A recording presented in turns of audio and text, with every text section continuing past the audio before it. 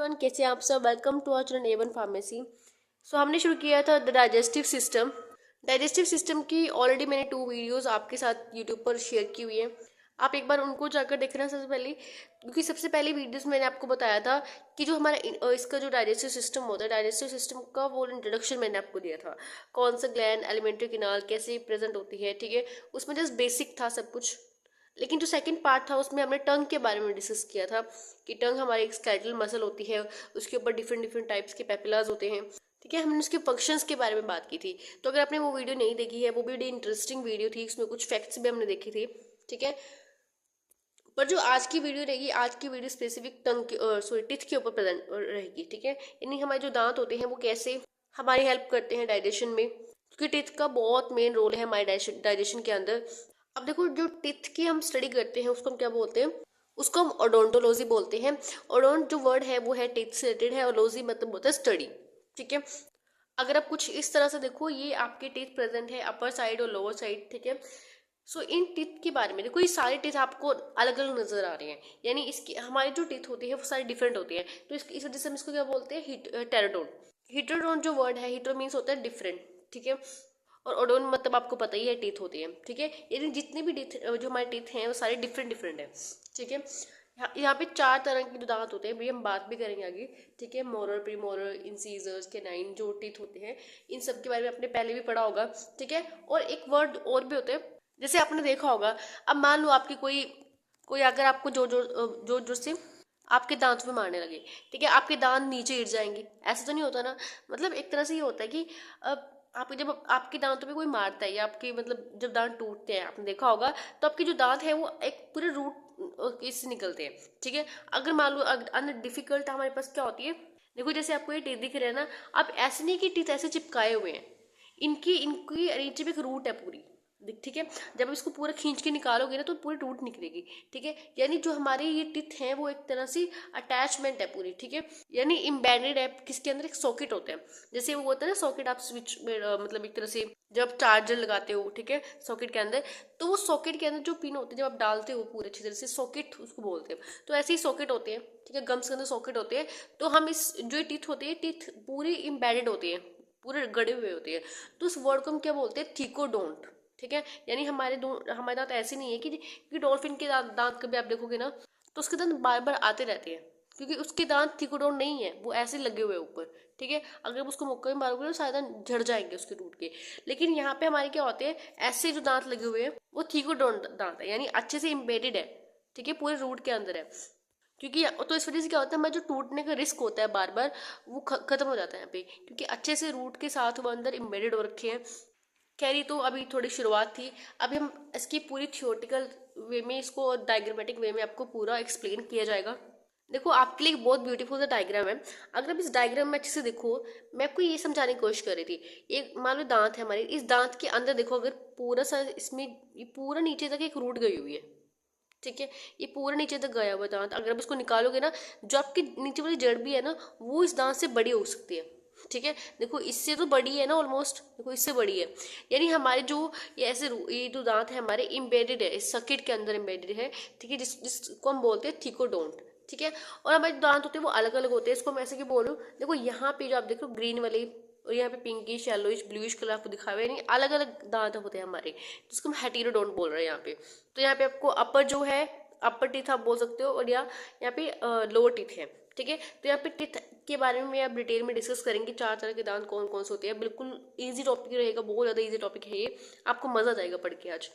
जो हमारे दांत है मैंने आपको बता दिया, ओडोंटोलॉजी हम इसको बोल रहे हैं, ठीक है। And the oral cavity has a number of teeth and muscular tongue के बारे में हमने देख लिया था सब कुछ इसी प्रीवियस वीडियो में।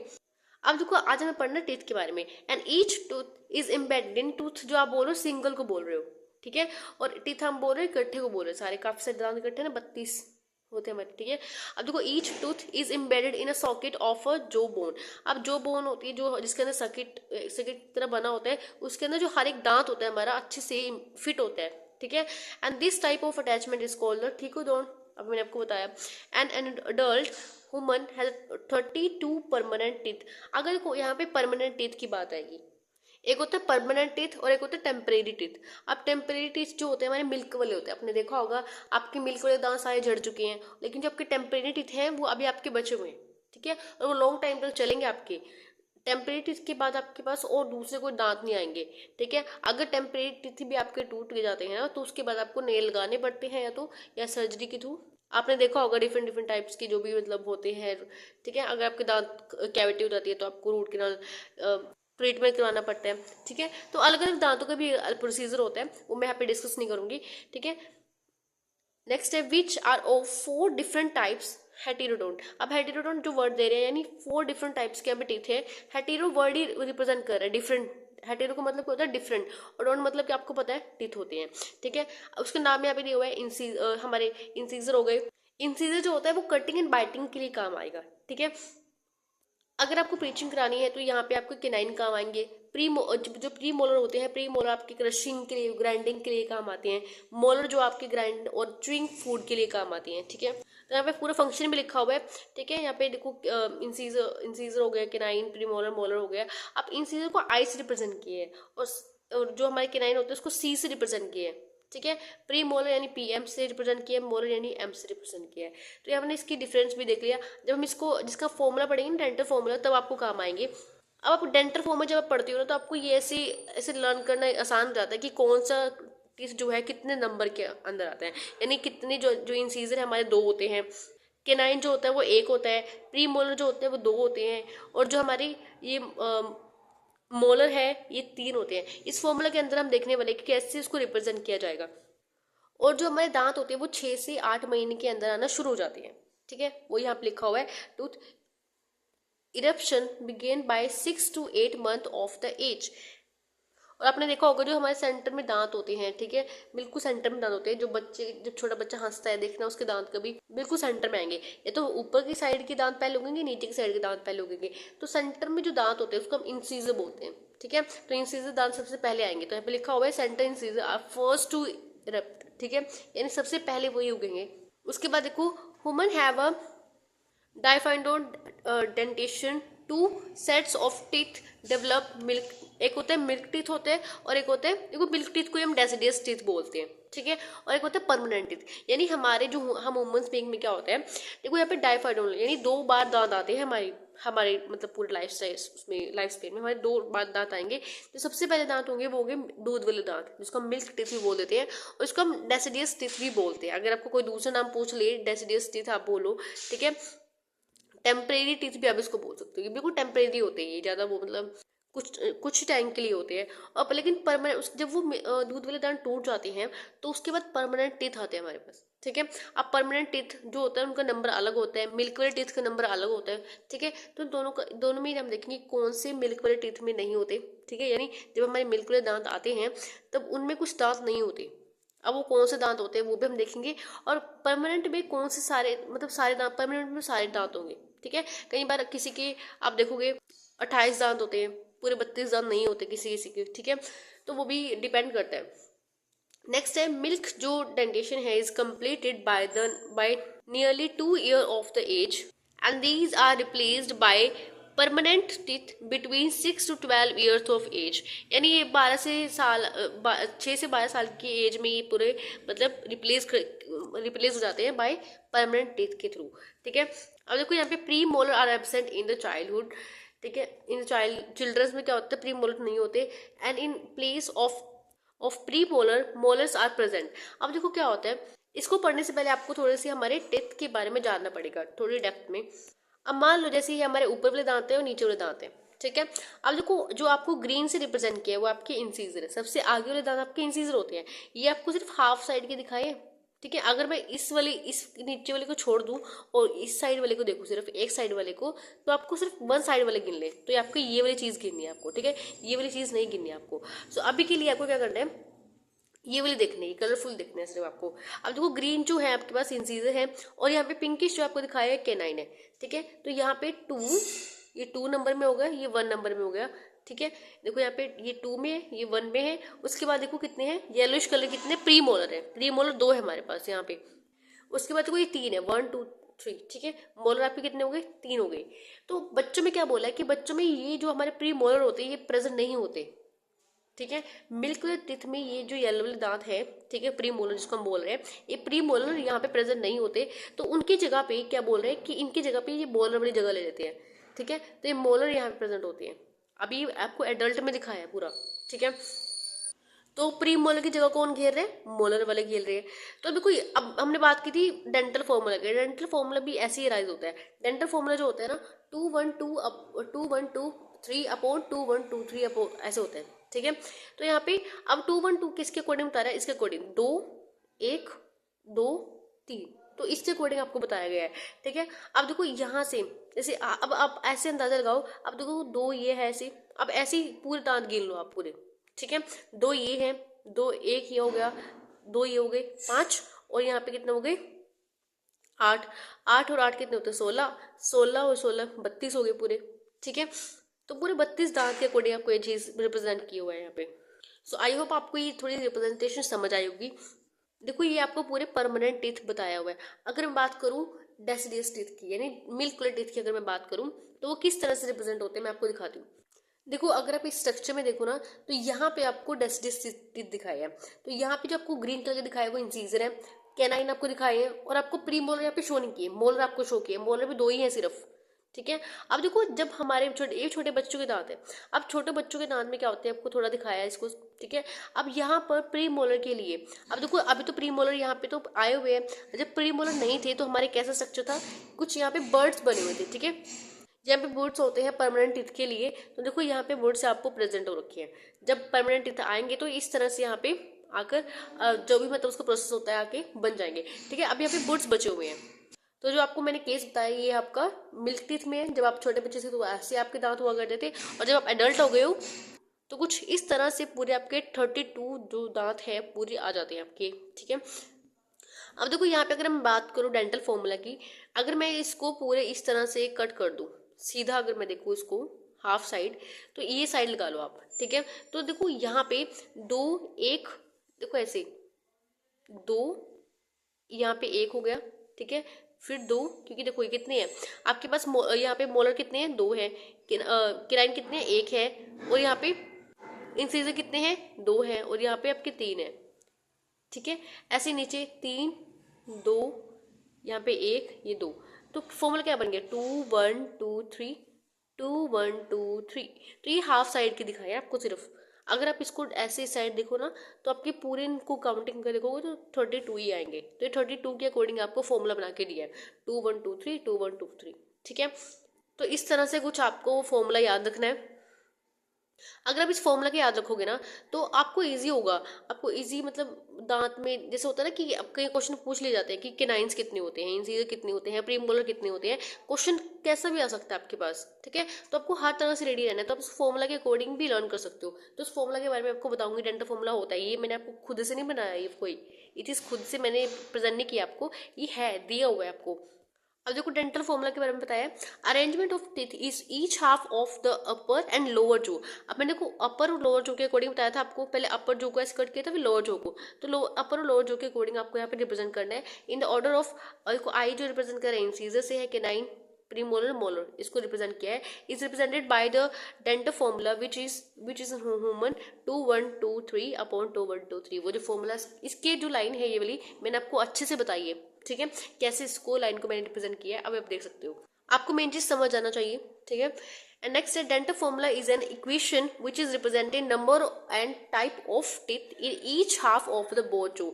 ये जो डेंटल फॉर्मूला है किस चीज के लिए? फर्स्ट ऑफ ऑल देखो यहाँ पे जो टीथ ये जो नंबर रिप्रेजेंट कर रही है, यानी यहाँ पे इसमें हम नंबर को रिप्रेजेंट कर सकते हैं कि हमारे जो इंसीजर के 9 प्री मोलर मोलर कितने नंबर में है हमारे। ठीक है, उसको हम रिप्रेजेंट कर सकते हैं, और टाइप यहाँ पे बता सकते हैं हम अपने टीथ का। ठीक है, and the hard chewing surface of the teeth made up of enamel. अब इनेमल जो होता है ना सबसे हार्डेस्ट पार्ट होता है हमारी बॉडी का। ठीक है, इनेमल पता है आपको? जो हमारा जो जब कैविटी होती है ना हमारे दांतों में, कैविटी मतलब एक तरह से 6 टाइप हो जाता है। उसमें बैक्टीरिया इतना खा जाता है ना आपके दांत को, उसमें आप बोलते हैं कीड़ा लग गया दांत में, दांत खोखला हो गया अंदर से, तो इनेमल को भी क्रॉस कर जाता है, इनेमल को भी खा जाता है। इतना मतलब जो बैक्टीरिया हमारे दांत पे लगता है ना वो इनेमल को भी खा जाता है। अब देखो इनेमल कितना हार्डेस्ट पार्ट है हमारी बॉडी का। अब इसका भी रीजन है, जब आप दांतों को अच्छे से सफाई नहीं करोगे ना ठीक है। देखो बैक्टीरिया कैसे लगता है, फर्स्ट ऑफ ऑल बैक्टीरिया कैसे लगता है, जब आप कोई चीज़, आप हमारे इंडियंस लोगों की आदत होती है ना कि रात को खाना खाने के बाद मीठा जरूर खाना होता है, तो जब मीठा खाते हो ना तो रात को ब्रश तो करते हो नहीं कोई भी, ठीक है। अब देखो जब आपने मीठा खाया तो वो मीठा क्या हो गया, आपके दांतों पे लगा रह गया, ठीक है। आपके दांतों में जब वो मीठा लगा रहेगा तो ऑब्वियस बात है उसके ऊपर क्या होगा, बैक्टीरिया के जमेगा, बैक्टीरिया के इकट्ठा होगा कि इतना अच्छा उसको न्यूट्रिशन मिल रहा है, आपके दांतों में वो चिपक जाता है मीठा, ठीक है। उसके बाद बैक्टीरिया के लगेगा, बैक्टीरिया वो ग्रो करेगा वहीं पे ग्रो। अब बैक्टीरिया एसिडिटी वहाँ पे क्रिएट करेगा। एसिड क्या होता है, एसिड इसको भी क्रॉस कर जाता है, एसिड इसको जला देता है। अब जब तक कभी देखना बिल्कुल काला हो जाता है आपका दांत सड़ के, ऐसा देखो इसको, इस प्रोसेस को होने में बहुत टाइम लगता है। तो आपको रोज रोज दांतों को ब्रश करना पड़ेगा। आपको 2 टाइम रात को और सुबह को ब्रश करके जरूर सोना चाहिए। रात को तो जरूर करना चाहिए ब्रश। अब कहीं देखा मैंने, जो बच्चे रात को ब्रश नहीं करते हैं ना उसकी दांतों में ज़्यादा कैविटी हो जाती है। तो उस कैविटी के नतीजे पता है क्या होता है, फिर आपको रूट कैनाल थेरेपी करानी पड़ती है, रूट कैनाल ट्रीटमेंट लेना पड़ता है। उसमें कितना पेन होता है वो मेरे को भी पता है, मैंने भी एक बार कराया था, ठीक है। तो आपके साथ ऐसा ना हो तो मैं आपको पहले ही सजेस्ट कर देती हूँ, तो रात को ब्रश जरूर किया करो। जो भी स्टूडेंट्स इस वीडियो को देख रहे हैं, सो क्या पता है उन लोगों ने भी, जो देख रहे हैं उन्होंने भी कभी इस चीज़ को सफ़र किया हो, तो प्लीज़ ऐसे, यही इसका रीज़न होता है कि बैक्टीरिया जो आपके उस पे दांतों के ऊपर ग्रो करता है तो वो एसिडिटिक वहाँ पे इन्वायरमेंट क्रिएट करता है। वो एसिड क्या करता है, उसको पूरा खराब कर देता है दांत को। आपको पता है एसिड कितना हार्म होता है हमारे लिए, ठीक है। अब देखो नेक्स्ट क्या इसमें, द हार्ड चॉपिंग सरफेस, यानी जो हम यहाँ पे सबसे ऊपर वाला सरफेस देख रहे हो ना वो बहुत ही हार्डेस्ट होता है, वो इनेमल होता है, ठीक है। And teeth help in the mastication of food. Enamel is the hardest substance in the body. सबसे हार्डेस्ट सब्सटेंस आपको बताया कि सबसे हार्डेस्ट सब्सटेंस होता है हमारी बॉडी का, ठीक है। आई होप आपको ये वाला डायग्राम क्लियर हो गया होगा, ठीक है। मैंने आपको डिटेल में बताया कि इसमें आपको बताया कि ये जो आपके मिल्क टीथ हैं ये आपके परमानेंट टीथ हैं, ठीक है। ये टूट जाते हैं, ये आपके रहते हैं कुछ टाइम तक, मतलब परमानेंट ये आपके रहेंगे, ये कुछ टाइम तक रहेंगे, ठीक है। नेक्स्ट है a typically tooth has a 3 major external region. अब देखो जो हमारा यहाँ पे आपको सिंगल टूथ का जो है, देखो टूथ जो होता है ये सिंगल होता है, टीथ जो होता है मल्टीपल होते हैं, ठीक है। अब टूथ जहाँ पे भी आएगा नहीं, एक के बारे में बात की है, एक दांत के बारे में बात की है। अब एक दांत का आपको स्ट्रक्चर बताएंगे कैसा होता है, ठीक है। पूरा डेप्थ में बताएंगे कैसा आपको, जो हमारे दांत होते हैं, रूट होती है, कैसे उसमें पल्प होता है। अब ये जो भी लिखा हुआ है, देखो यहाँ पे रूट लिखा हुआ है, क्राउन लिखा हुआ है, नेक होता है, ये कैसे रिप्रेजेंट होता है आपको एक दांत के अंदर बताया जाएगा। अब देखो आपको ये दांत का स्ट्रक्चर बताया, ठीक है। अब आपको टीथ में देखो, इसमें सबसे ऊपर जो आप देख रहे हो ये चीज देख रहे हो, ये क्राउन है आपका, ठीक है। तो ये क्राउन बताया है, और नीचे जो आप देख रहे हो ये रूट है आपकी। देखो 2 पार्ट हो गए, क्राउन और एक रूट। अब रूट जो है हमें दिखती नहीं है, ठीक है, और क्राउन जो हमें दिखता है, ठीक है, क्योंकि गम के बाहर तो होते हैं, ठीक है। तो यहाँ पे अबव होता है, गम के अबव होता है, यहाँ पे क्राउन हमें दिखता है। आप देखते हो आपके दांत, ठीक है, तो आपको क्राउन ही दिखता है, लेकिन रूट आपको दिखाई नहीं देगी। रूट आपके पूरा अंदर सॉकेट के अंदर पूरा इम्बेडेड होती है। और सबसे हार्डेस्ट पार्ट की जो मैंने बात की थी वो होता है इनेमल। ये देखो इनेमल, इनेमल के जस्ट बाद आपके पास होते हैं डेंटाइन, डेंटिन के जस्ट बाद आपके होते हैं पल्प कैविटी होती है। इस पल्प कैविटी के अंदर आप देख पा रहे हो कितना कुछ भरा हुआ है, इसके अंदर ब्लड वेसल्स हैं, ठीक है। देखो इसमें कितनी सारी ब्लड वेसल्स जा रही है, ठीक है।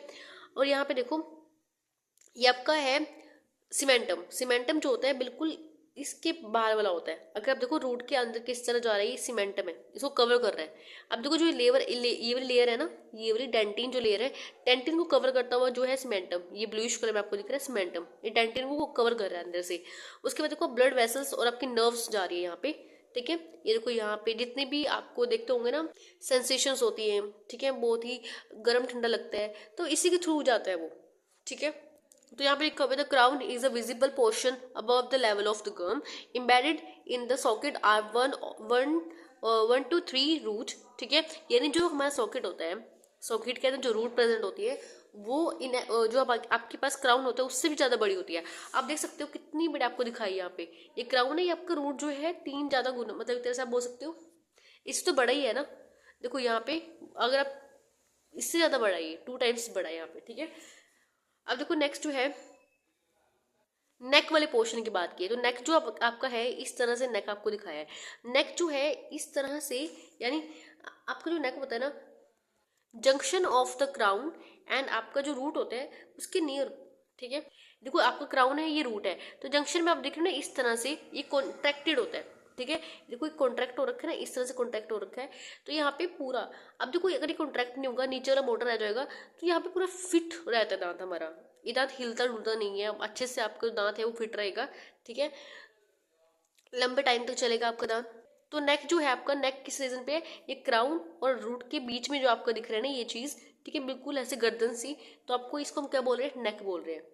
सो नेक की डेफिनेशन देख लो, the neck is a contracted junction of the crown and root near the gum line, ठीक है। Initially dentin forms a majority of teeth and dentin consists of calcified connective tissue that gives the tooth its basic shape and rigidity, ठीक है। वो ये जो हमारे dentin जो आप देख रहे हो, ये डेंटिन जो है आपका, ठीक है, थोड़ा बड़ा करके दिखाती हूँ आपको, ये डेंटिन पार्ट जो आप देख रहे हो, ये ज़्यादा मतलब ज़्यादा जगह घेर रहा है, आप देख भी सकते हो ज़्यादा जगह किसने घेरी हुई, डेंटिन ने घेरी हुई है, और ये शेप और रिजिडिटी आपकी जो दांत की होती है वो मेंटेन करने में हेल्प करता है। और डेंटिन के बाद, डेंटिन के ऊपर जो क्राउन होता है वो कवर किस होता है, इनेमल से होता है, ठीक है, which consist of primary of the calcium phosphate and calcium carbonate. अब इनेमल इतना हार्ड क्यों है, क्योंकि इसके अंदर क्या होता है, कैल्शियम फॉस्फेट और कैल्शियम कार्बोनेट की जो प्रेजेंस होती है वो ज़्यादा होती है, ठीक है। And dentine of the root is covered by a cementum. अब नीचे से अगर आप देखो, ऊपर से तो क्राउन से अराउंड है, वो क्राउन से पूरा मतलब कवर है, लेकिन डेंटिन नीचे से अगर आप रूट साइड से देखें तो सीमेंटम से अटैच है, सीमेंटम उसके अराउंड में है। And another bone like substance which attaches the root और टू द पेडोंटल लिगामेंट। देखो this layer is a periodontal ligament, ठीक है, ये पेडोंटल लिगामेंट है। पेडोंटल लिगामेंट से यहाँ पे आप देख सकते हो, ये आपकी जा रही है सीमेंटम, और यहाँ की ये वाली जो आपको दिख रहा है येलोइश शेप, डेंटिन है, डेंटिन के ऊपर क्राउन है, ठीक है, रूट से ये सीमेंटम से कवर है, ठीक है, वही सब लिखा हुआ है अंदर। अब देखो नेक्स्ट जो हमारे पास लास्ट टॉपिक है वो है, कुछ टर्म्स थे इंपॉर्टेंट जो हमारे दांतों से रिलेटेड है। देखो फर्स्ट जो है एंडो एंडोडोंटिक्स। जो एंडोडोंटिक्स होती है, it's a branch of dentistry that is concerned with the prevention, diagnose and treatment of diseases that affects the pulp, root and periodontal ligaments and alveolar bone। तो यानी जो आपकी जितनी भी डायग्नोस, प्रिवेंशन और ट्रीटमेंट चलता है, ठीक है, किस रिलेटेड, यहाँ पे जो हमारी पल्प, रूट और पेरीडेंटोन जो लिगामेंट्स होती हैं, एल्वेओलर बोन जो होती हैं, इनसे इनका जो भी ट्रीटमेंट, डायग्नोस और जो आपका ट्रीटमेंट चलता है, प्रिवेंशन चलता है, उसमें हम क्या मतलब इस टर्म को क्या बोलते हैं, एंडोडोंटिक, ठीक है। अब आ जाती है ऑर्थोडोंटिक। ऑर्थोडोंटिक क्या होती है, is a branch of dentistry that are concern with the prevention and correction of the abnormal align teeth. यानी जो आपके एबनॉर्मल अलाइन टीथ होते हैं, ठीक है, जब ब्रेसेस वगैरह लगा के ठीक करवाते हो, ठीक है, उसमें आपके ये जो आपके जो भी आप जाते हो तो इन डॉक्टर्स के पास जाते हो आप, ठीक है। नेक्स्ट ये ब्रांचेस है, ठीक है। नेक्स्ट देखो यहाँ पे पेरिडोंटिक्स में क्या होता है, the branch of the dentist dentistry concerned with the treatment of the abnormal condition of the tissues immediately surrounding the teeth such as a gum। अब देखो गम की जितनी भी डिसीजेज होती हैं वो जिंजिवाइटिस में आती है। जिंजिवाइटिस जो वर्ड है वो गम डिसीजेस के लिए यूज करती है, ठीक है। तो उसकी जितनी भी आपकी ट्रीटमेंट और जो भी मतलब इसका क्राइटेरिया होता है वो सब पेरिडोंटिक जो डॉक्टर्स होते हैं, ठीक है। आगे ब्रांचेस भी होती है, ठीक है, जब भी आप डेंटिस्ट में जाओगे तो इन आगे ब्रांचेस हैं इन चीज़ की, इसमें आप स्टडी करने, किस में आप स्टडी करना चाहते हो, इसके अकॉर्डिंग होता है। अगर आपको शौक है, अगर आपको जाना है आगे इसी फील्ड के अंदर तो आप देख सकते हो, ठीक है। वैसे मैंने आपको नॉलेज के लिए मैं आपको बताया। And at last thank you for attend my lecture. I hope आपको इसमें बहुत कुछ सीखने को मिला होगा। अगर फिर भी कोई कमी या आपको लगता है कि मैंने कोई ऐसी चीज़ यहाँ पे स्किप कर दी है तो आप हमें कमेंट में पूछ सकती हैं, ठीक है। And thank you for watching this video. Have a nice day.